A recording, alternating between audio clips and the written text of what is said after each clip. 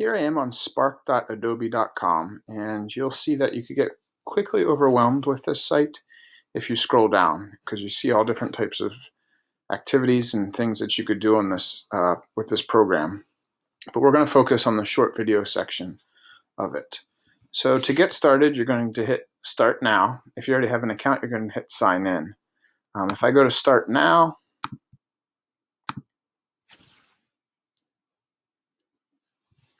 it's going to ask me to log in with my school account. If you have a paid account, you can give students class codes like you can with many other sites, and that'll work as well. Obviously, over here on the left-hand side, you can log in with all the different social media accounts.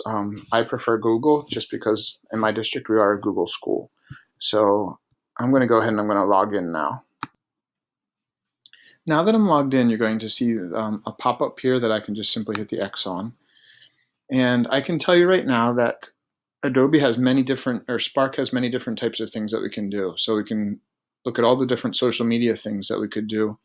And I have this arrow over here that I can continue to look at other things. If I scroll down, there's beautiful templates, as they say. I've made projects, so that's like where I've left off on my projects. And I'll stop here and I'll show you that because Spark has different projects, you can do a post, so like a website post. You could do a video, and there's another post, and and then I have two more videos there. The cool part about Spark that just recently came up with an update is that I can hit this plus button here, and I can invite other people to collaborate with me during my project. On the left-hand side over here, I have home, I have my projects, brands, libraries, and I have this big plus button. And this is where we're going to get started. So we're going to go ahead and we're going to hit that plus button. And we're going to come all the way down to video. We're going to skip over all the Instagram and Facebook and collages and things. You can look at those on your own time, but I'm going to go ahead and I'm going to hit video. And the first thing that we're going to do is we're going to give our title, give our story or whatnot,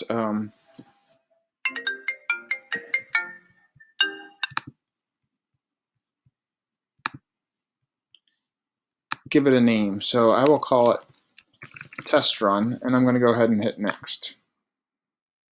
And then so they provide you with a bunch of different templates. So you can see promoting an idea, telling what happened, a journey, show and tell. And then I have this arrow right here that I can go over to some more. Professional growth, teach a lesson, an invitation, or make up my own. So I'm going to go ahead, and I think that's it. Let me just double check. Or I could start from scratch. Yep. So I'm going to go ahead and I'm going to make my own. So I'm going to go ahead and pick this one. Once that loads, it's going to give me some quick tips and things, which is 1 minute and 7 seconds long. If you've never done anything with Adobe or Spark before, you can watch that. You can click this right here so it doesn't show again, or you can simply say, okay, I'm ready. So what you get here is you get the main screen, and right away you can add video, text, photos, or icons. I can also record something that goes in here as well. So if I go ahead and I hit a video, what I can do is I can take something from my GoPro, have it downloaded onto my desktop, and then be able to pull it up. So I could take this video right here if I wanted to, and I could hit open, and I could allow that to be used in Spark. I could also add text there. So to start,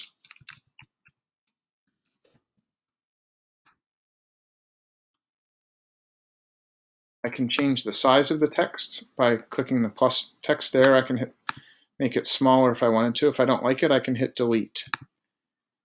So that's right there. And then they give me this quick tip, drag and drop text.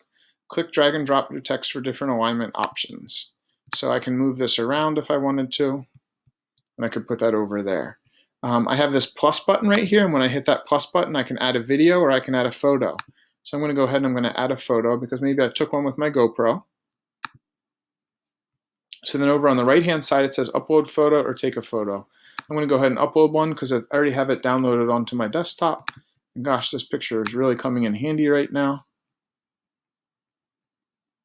And then so there's my playful puppy picture that I had from before. Notice that Bentley is not involved in that, so I might need to do a little bit of editing. So this pencil comes up right here, and I can kind of shrink it down a little bit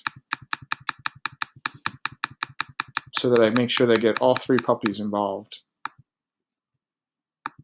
And I can just click out, and there we go. So there's my first part of my video. If I want to record something, I can go like this.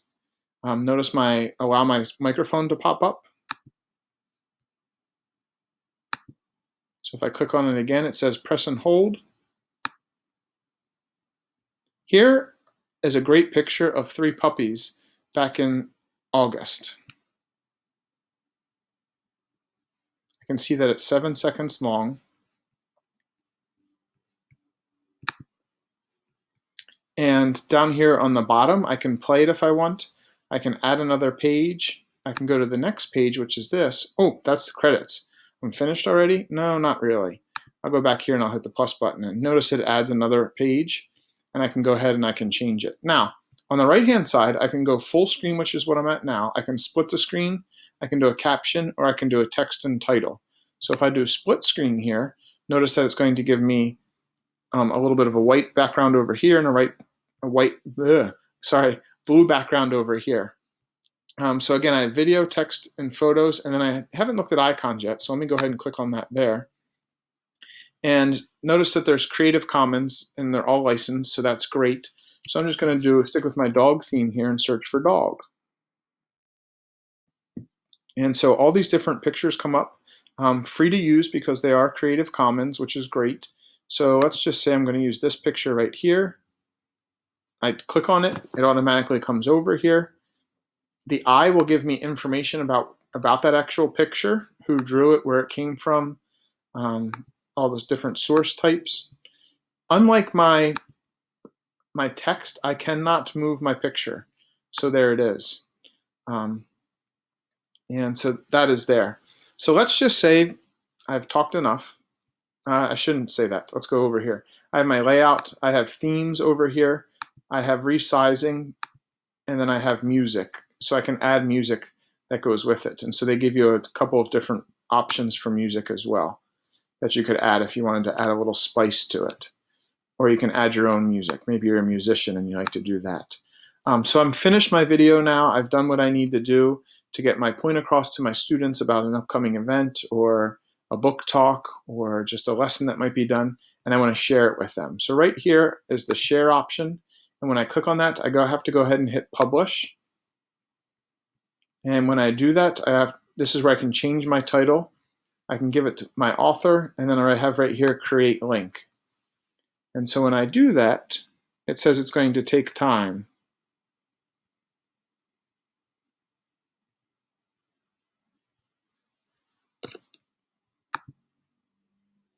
So that took all of about 30 to 45 seconds. Notice I only had one picture in there. I didn't have any videos in there. The more you add to Spark, the longer that process is going to take. But to publish your event, to share it with students or do what you need to do, you're going to have to go ahead and hit copy.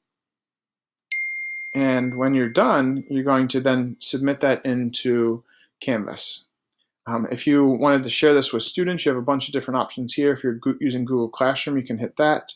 If you want to take an embed code and embed it in something, you could do that as well. But there you have it. That's how you'd use Adobe Spark.